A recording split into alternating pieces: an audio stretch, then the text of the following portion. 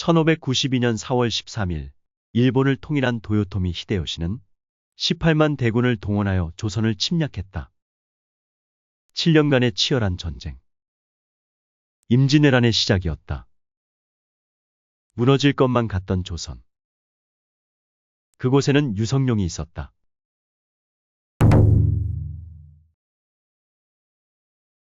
유성룡은 당대 조선을 대표하던 정치가였다.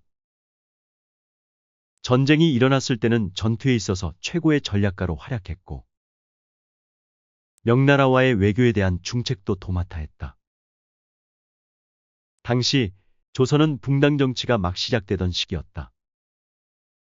동인과 서인의 갈등이 있거나 의견이 맞지 않을 때 유성룡은 그들을 중재하고 해결했다.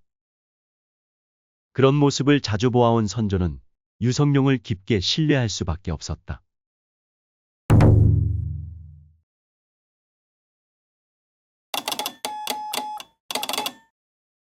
도요토미 히데요시는 일본을 통일했다. 그리고 일본이 명나라까지 침략할 것이라는 소문이 돌기 시작했다. 명나라에서는 일본과 조선이 손을 잡을 거라 의심했다. 그러던 어느 날 일본에서 한 서신이 날아온다.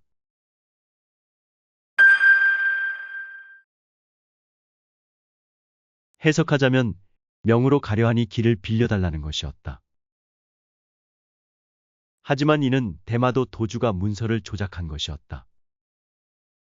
당시 대마도는 조선에 경제적으로 많이 기대고 있는 입장이었고 조선에서 일본을 적대시한다면 밥줄이 끊길 상황이었다. 대마도에서 처음 받아본 진짜 서신은 이것이었다. 명을 정벌하려 하니 앞장서 길을 안내하라. 일본의 서신을 본 유성룡은 선조에게 고한다. 현재 조선의 국방력은 취약합니다. 훌륭한 장수들을 뽑아 국방을 강화해야 합니다. 선조는 유성룡의 말에 따라 국방을 재정비하기 시작한다. 그리고 이때 유성룡이 선조에게 제안한 사람이 바로 훗날 전쟁을 승리로 이끄는데 가장 큰 공을 세운 장군, 충무공 이순신이었다. 하지만 유성룡의 제안에 모든 대신들은 의문을 가진다. 대체 이순신이 누구냐는 것이었다. 당시 이순신은 지방 관직 중 가장 낮은 종육품 현감이었다. 그리고 적을 쫓느라 자신의 성을 비워 좌천된 적도 있는 무명 장수였다. 하지만 유성룡은 선조에게 적극적으로 추천했고 선조는 그의 제안을 받아들였다. 이에 이순신은 종육품 현감에서 정삼품 전라자수사로 승진한다. 이는 무려 7단계나 뛰어넘은 파격적인 승진이었다. 선조가 유성룡을 얼마나 신뢰했는지 알 수 있는 대목이다. 유성룡은 어렸을 때 이순신의 동네 친구였고 어릴 때부터 그를 지켜봤던 유성룡은 자신있게 이순신을 추천할 수 있었다. 또한 문신이었던 권율도 전라도 목사로 추천하여 호남 지방의 북쪽은 권율, 남쪽 바다는 이순신이 맡게 하는 것. 이것이 유성룡의 생각이었다. 결국 이순신과 권율은 후에 임진왜란에서 뛰어난 활약을 했고 임진왜란의 역사적인 전투, 행주대첩과 한산도대첩을 만들어냈다. 그리고 조선은 결국 동인 김성일과 서인 황윤기를 통신사로 일본에 보낸다. 그들은 도요토미 히데요시를 만나고 와 상반된 주장을 하는데 황윤기는 머지않아 전쟁이 일어날 것이라고 했고 김성일은 전쟁까지는 일어나지 않는다고 대답했다. 이상이 여긴 유성룡이 후에 김성일에게 왜 그렇게 말했냐고 물어보자 김성일은 본인도 장담할 순 없으나 나까지 전쟁이 난다 하면 혼란을 야기할 것 같아 그랬다고 대답한다. 물론 김성일이 잘못 판단한 것은 맞지만 그 말도 일리가 있었다. 병사를 모으려면 예산이 필요하고 당시 어려웠던 백성들에게 세금을 더 거둘 수도 없는 상황이었다.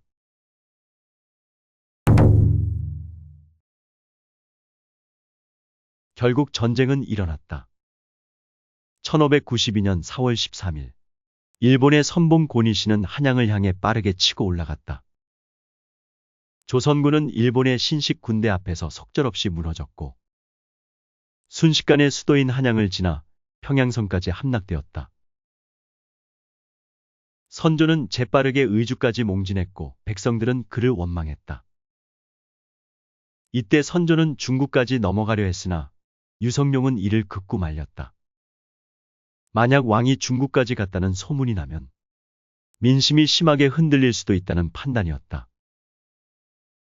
일본군은 빠르게 평양성까지 북진했지만 선조는 결국 잡지 못했고 전쟁의 양상은 길어질 수밖에 없었다. 거기에 각 지역에서 의병들이 일본군들을 괴롭히기 시작했고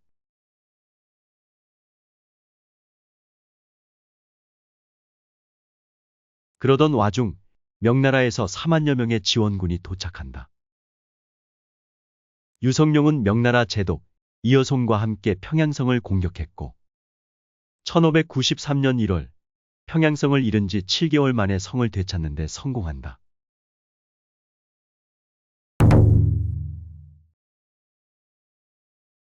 평양성을 함락한 조명연합군은 여세를 몰아 남하하던 중이었다. 그런데 임진강의 얼음이 녹아 강을 건널 수가 없었다. 이여송은 다리를 설치하라고 재촉했고 유성룡은 기지를 발휘해 주변에 있는 칡덩쿨을 이용한다. 칡덩쿨은 가늘고 유연하지만 매우 질겼다. 하루 만에 대포도 지나갈 수 있는 다리를 만들었고 빠른 시간에 조명연합군은 임진강을 건널 수 있었다. 일본은 한양을 지키기 위해 필사적이었다. 2만여의 일본군은 조명연합군을 막기 위해 벽제관에 집결했다. 공의 눈이 먼 이여송은 섣부르게 공격하다 대패하게 된다. 이로 인해 연합군은 오히려 수세에 몰렸다. 하지만 행주산성에서 권율의 대승으로 인해 일본군은 결국 한양에서 퇴각하게 된다. 유성룡은 이들을 지금 공격해야 한다고 했지만 겁먹은 명나라 장수 이여송은 일본과 몰래 협정을 맺어 이런저런 핑계로 더 이상 일본군을 쫓지 않았고 유성룡은 퇴각하는 일본군을 지켜볼 수밖에 없었다. 안전하게 퇴각한 일본군은 남해 부근에 외성을 짓고 주둔한다. 그 충격으로 유성룡은 알아 눕기까지 했다고 한다.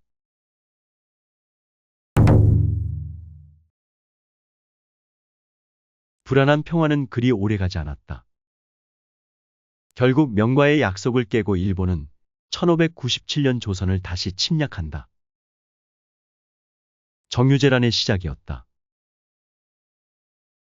다행히 유성룡은 선조의 명을 받아 훈련도감을 설치하여 조선의 신식군대를 많이 양성하고 있었다.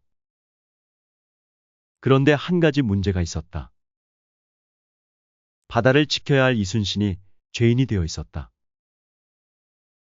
원균이 이순신을 모함한 것도 있었지만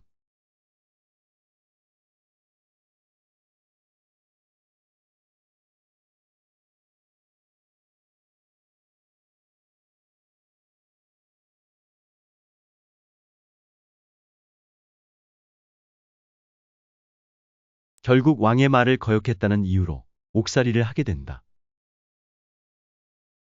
이때 유성룡은 이순신을 도와줄 수가 없었다. 조정 대신들은 유성룡과 이순신이 가까운 사이라는 것을 알고 있었고 섣불리 편을 들다가 이순신이 더 위험에 처할 수도 있었다.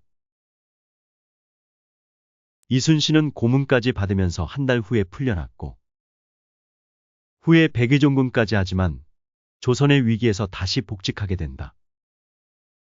이때 원균은 전투에 패하며 거의 모든 배를 잃었고 12척의 배만 남은 이순신은 일본군 133척의 배를 영리하게 막아내며 남해의 제해권을 다시 확보했다. 그리고 조선의 신식군대는 곳곳에서 승전 소식을 전해왔다. 그리고 1598년 8월 도요토미 히데요시는 사망했다. 긴 전쟁에 지쳐 있었던 일본군은 조선 땅에서 철수하기 시작했다. 그때 명나라에선 또다시 이상한 소문이 돈다. 조선이 명나라를 우습게 알고 일본과 손을 잡고 전쟁을 벌였다는 것이다. 선조는 명나라에 유성룡을 보내 오해를 풀려 했다. 하지만 당시 유성룡은 몸이 매우 좋지 않았고 굳이 본인이 가지 않아도 된다 생각하여 거절한다. 하지만 대신들은 직무유기라 하여 유성룡의 탄핵을 주장했다. 선조는 그래도 유성룡을 곁에 두려 했으나 3개월간 매일 탄핵 상소를 올리는 대신들 때문에 결국 선조는 1598년 유성룡을 파직시킨다.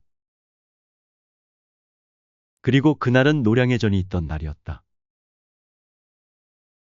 이순신은 노량해전에서 대승을 거둔 뒤 바다에서 사망했다. 이로써 일본군은 완전히 조선에서 철수한다.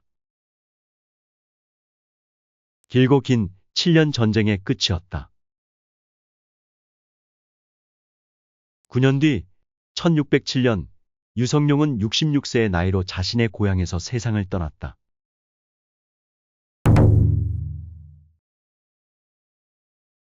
국보 제132호 징비록. 은퇴 후 유성룡은 후세의 길이 남을 역작 징비록을 집필한다. 징계할 징, 삼갈 비. 지난 잘못을 반성하고 경계한다. 유성룡은 임진왜란의 원인 및 전황, 자신의 잘못과 조정의 실책 등에 대한 반성을 책에 담았다. 자신의 과오와 책임을 책에 담으면서 후손들이 책을 보고 나라를 잘 지켜주기를 바라는 마음이었다. 임진왜란의 기록은 조선실록 및 중국, 일본에도 있으나 징비록처럼 임진왜란을 대국적으로 기술한 저서는 없다. 오늘날에도 국가적인 잘못이나 사건이 벌어졌을 때 그것을 비판하는 말로 징비록을 써야 한다 라고 비유할 만큼 징비록은 후손 대대로 영향력 있는 저서임에 틀림없다. 우리는 선조들의 노력하고 반성하는 태도와 목숨을 걸고 나라를 지켰다는 사실을 잊어서는 안 될 것이다.